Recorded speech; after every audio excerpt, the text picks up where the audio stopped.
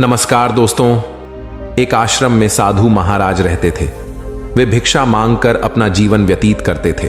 यह सोचकर आश्रम से शहर की ओर निकलते हैं कि वहां कुछ ना कुछ तो मिल ही जाएगा और शहर की भी सैर कराऊंगा।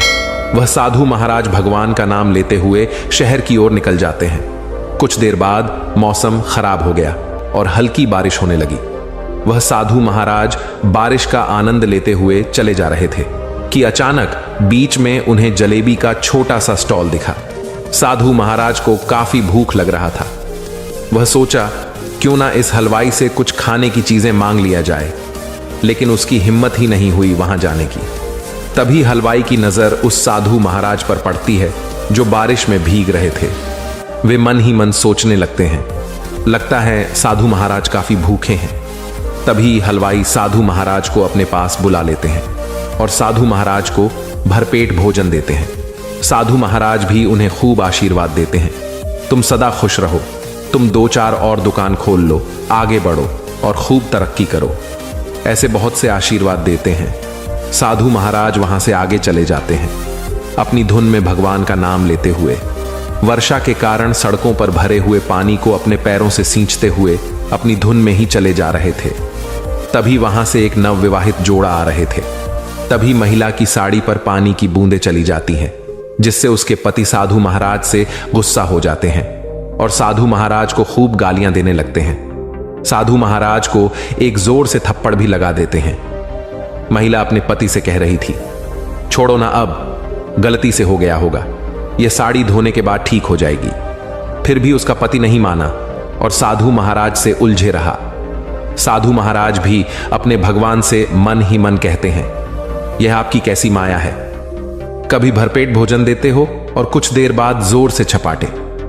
नवविवाहित जोड़ा अपने घर चले जाते हैं। वे दोनों सीढ़ियों से ऊपर कमरे में जाने के लिए चढ़ते हैं कि अचानक उस लड़के का पैर वर्षा के पानी में गीले होने के कारण फिसल कर नीचे गिर जाता है। वो लहूलुहान हो जाता है और तुरंत ही बेहोश हो जाता है। सभी लोग वहां इकट्ठे हो जाते हैं। तभी उसकी पत्नी पहले हुई सारी घटना के बारे में बताने लगती है और कहती है, जरूर उस साधु महाराज ने कोई श्राप दिया होगा जिससे मेरे पति नीचे गिर गए हैं। अब वहां इकट्ठे हुए कुछ लड़के गुस्से में उस साधु महाराज को ढूंढने के लिए निकल पड़ते हैं। जैसे ही वे सभी लड़के साधु महाराज को देखते हैं, उसे मारने लगते हैं। साधु महाराज पूछते हैं, मुझे क्यों मार रहे हो भाई? फिर उन लड़कों ने सारी बात बताते हैं और कहते हैं, जरूर तुमने मेरे मित्र को श्राप दिया होगा जिससे वे सीढ़ियों से ऊपर चढ़ते वक्त नीचे गिर गया। तब साधु महाराज उन लड़कों से कहते हैं, देखो, इसमें मेरी कोई गलती नहीं है। मुझसे गलती से उसकी पत्नी की साड़ी पर पानी के छींटे चले गए थे, जिससे उसके पति ने मुझे खूब डांटा, एक चपट भी लगाया। मैंने कुछ भी नहीं किया, उन्हें श्राप भी नहीं दिया। उन्होंने यह सब अपने साथी पत्नी के लिए किया। वैसे ही मेरे साथ गलत होते देख मेरे साथी मेरे भगवान चुप कैसे बैठ सकते थे? उन्हें कुछ तो करना ही था। सभी लड़के शांत हो गए और वहां से चले गए। साधु महाराज भी अपने भगवान का नाम लेते हुए, उनका गुणगान करते हुए आगे की ओर चला गया। यह कहानी हमें सिखाती है कि हम जिस भी भगवान पर भरोसा करते हैं, उन्हें हमेशा याद करते हैं। यदि कोई हमारे साथ गलत करता है तो वो ऊपर वाला उस बात की सजा उन लोगों को अवश्य देता है। आप भी किसी के साथ गलत ना करें, क्योंकि ऊपर वाला सबका हिसाब बराबर रखते हैं। आशा करता हूं यह कहानी आपको पसंद आई होगी और कुछ सीखने को मिला होगा। दोस्तों, किसी ने बहुत ही बढ़िया बात कही है कि हर सुबह अवसर आपका दरवाजा खटखटाएंगी, लेकिन तुम सोते रह गए तो धीरे से निकल जाएगी। ऐसी ही एक कहानी है एक लड्डी DHK की। वह लड़का पेट्रोल पंप पर काम किया करते थे। उसके भी कई सारे सपने थे। उनके यहाँ कई सारी महंगी गाढ़ी पेट्रोल डीजल भरवाने के लिए आते थे। उसको देखकर उसके मन में हलचल होता था कि कब मेरे पास भी महंगी बड़ी गाड़ी होगा, कब मैं भी बड़ा आदमी बनूंगा। और ना जाने ऐसे ही कई सारे सवाल उसके माइंड में चलते रहते थे। एक दिन उसके दुकान पर एकदम महंगी खूबसूरत कार आई। उसके अंदर बैठा व्यक्ति उस लड़के से डीजल डालने के लिए बोला। लड़के ने इतनी महंगी कार आसपास या यूं कहें तो कभी नहीं देखा था। वह लड़का इतनी सुंदर महंगी कार को देखकर हक्का बक्का हो गया। उसके मुंह से शब्द ही नहीं निकल पा रहा था। फिर भी उस लड़के ने हकलाते हुए उस व्यक्ति से पूछ ही लिया कि यह गाड़ी आपके पास कैसे आई। उस व्यक्ति ने मुस्कुराते हुए बोला, देखो भाई, मैं एक बिजनेसमैन हूं, यह कार 80 लाख की है। मुझे इस मुकाम को हासिल करने में खूब मेहनत करनी पड़ी। कई सालों तक की मेहनत के बाद इस पोजीशन पर पहुंचा हूं। फिर उसने पैसे देते हुए आगे बोला, तुम भी इस मुकाम तक पहुंच जाओगे। लड़के ने पूछा, कैसे? मैं तुम्हें इस मुकाम तक लेकर आऊंगा। अभी मुझे देर हो रहा है, तुम मेरा ये विजिटिंग कार्ड ले लो। बाद में मेरे इस नंबर पर कॉल करना, मैं तुम्हें सब कुछ बता दूंगा। लड़के ने वो कार्ड ले लिया।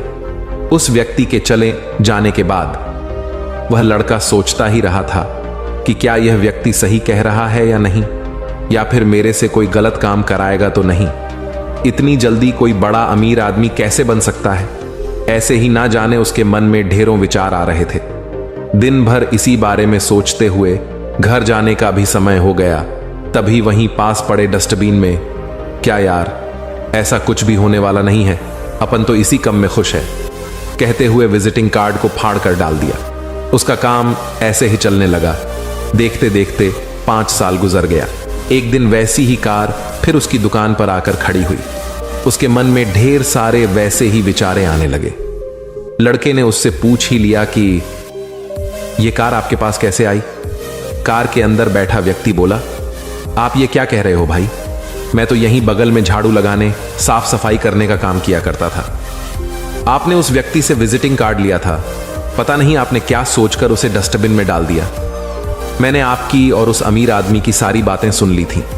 मैंने इस अवसर को अपने हाथ से जाने नहीं दिया। मैंने बड़ी मेहनत से फटे हुए विजिटिंग कार्ड के टुकड़ों को जोड़ा और उस नंबर पर कॉल किया। उसी व्यक्ति ने मुझे काम पर रख लिया। धीरे धीरे मैं सभी कार्य को सीखता गया, मेरा स्किल बढ़ता गया। वह व्यक्ति मुझे हर काम में कुशल बनाने के लिए सारे दांव पेंच सिखाता था।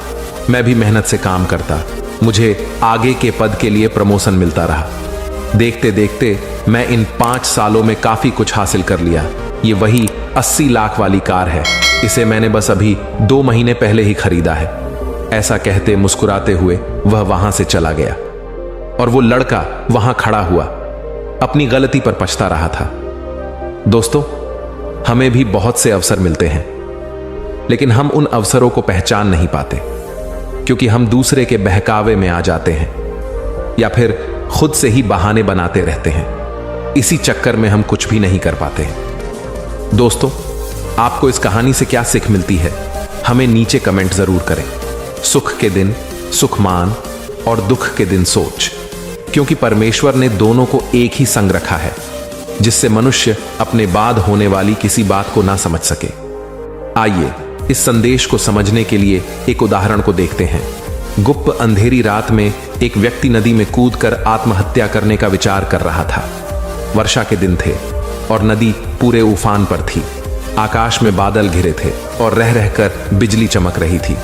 वो शख्स काफी धनी व्यक्ति था, लेकिन अचानक हुए घाटे से उसकी सारी संपत्ति चली गई थी। उसके भाग्य का सूरज डूब गया था। चारों ओर निराशा ही निराशा थी और भविष्य नजर नहीं आ रहा था। उसे कुछ सूझ नहीं रहा था कि क्या करे। तो उसने स्वयं को समाप्त करने का विचार कर लिया और नदी में कूदने के लिए जैसे ही चट्टान के छोर पर खड़ा होकर वह अंतिम बार परमेश्वर पिता का स्मरण करने लगा, तभी 2 बुजुर्ग परंतु मजबूत बाहों ने उसे रोक लिया। बिजली की चमक में उसने देखा कि एक वृद्ध परमेश्वर के भक्त संत उसे पकड़े हुए हैं। उस वृद्ध ने उससे निराशा का कारण पूछा और किनारे लाकर उसकी सारी कथा सुनी।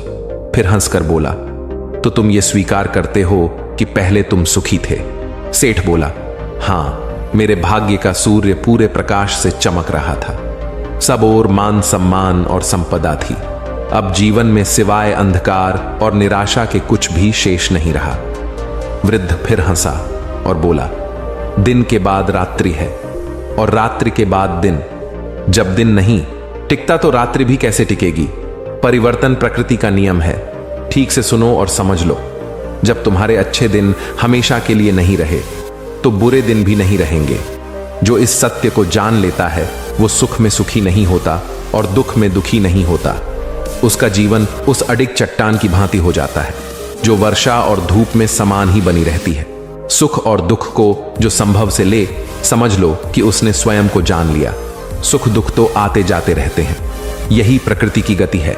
सोचो, यदि किसी ने जीवन में एक जैसा ही भाव देखा, हमेशा सुख का ही, जिस चीज की आवश्यकता हुई उससे पहले वो मिल गई, तो क्या वो कुछ उपहार पाने की खुशी का अनुभव कर सकता है? इसी तरह सभी मानव जाति के जीवन में व्यक्तिगत रूप से कोई ना कोई समस्या आती जाती रहती है। यह सब दुख तकलीफों समस्याओं को देखकर कुछ लोग हार मान लेते हैं, तो कुछ समस्या के सामना करके आगे बढ़ता है, क्योंकि रोने का समय और हंसने का भी समय, छाती पीटने का समय और नाचने का भी समय है। उसने सब कुछ ऐसा बनाया कि अपने अपने समय पर वे सुंदर होते हैं। फिर उसने मनुष्यों के मन में अनादि अनंत काल का ज्ञान उत्पन्न किया है, तो भी जो काम परमेश्वर ने किया है वह आदि से अंत तक मनुष्य समझ नहीं सकता। दुख ना आए तो सुख का स्वाद क्या होता है, ये कोई कैसे जाने। इसलिए जीवन में सुख और दुख दोनों जरूरी हैं। जो इस शाश्वत नियम को जान लेता है उसका जीवन बंधनों से मुक्त हो जाता है। रोजाना ऐसा ही वीडियो पाने के लिए हमारे चैनल यादगार स्टोरी को ज़रूर सब्सक्राइब कर दें।